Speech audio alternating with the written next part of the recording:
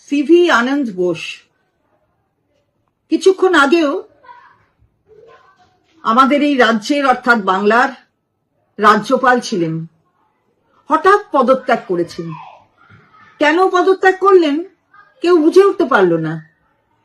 ওনার ওপর কি কিছু চাপ সৃষ্টি করা হয়েছে ভারতীয় জনতা পার্টির পক্ষ থেকে অথবা কেন্দ্রীয় সরকারের পক্ষ থেকে?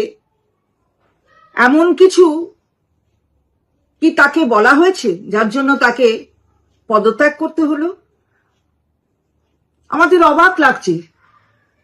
কিছুদিনের মধ্যেই নির্বাচন, তাহলে কি কেন্দ্রীয় সরকার অথবা ভারতীয় জনতা পার্টি তারা চায় না যে বাংলার নির্বাচন হোক? এর ভেতরে কি অন্য কিছু লুকিয়ে আছে? মানে এই যে সাপ্লিমেন্টারি লিস্ট বেরোনো, সেগুলো সময় মতো না বেরোক, এখানে একটু রাষ্ট্রপতি শাসন হোক, এরকম কি কোনো মনোবাঞ্ছা আছে কেন্দ্রীয় সরকার এবং ভারতীয় জনতা পার্টির?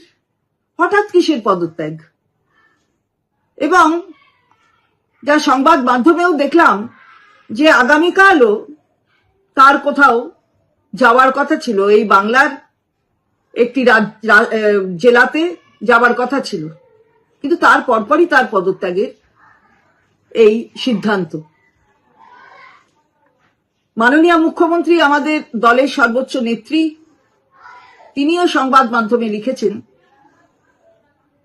যে তার সাথেও কোনো আলোচনা করা হয়নি। শুধুমাত্র স্বরাষ্ট্রমন্ত্রী কেন্দ্রের, তিনি আমাদের মাননীয় মুখ্যমন্ত্রীকে জানিয়েছেন যে এখানে আরেকজন রাজ্যপাল তাকে অ্যাপয়েন্ট করা হবে। তিনি RN নবী।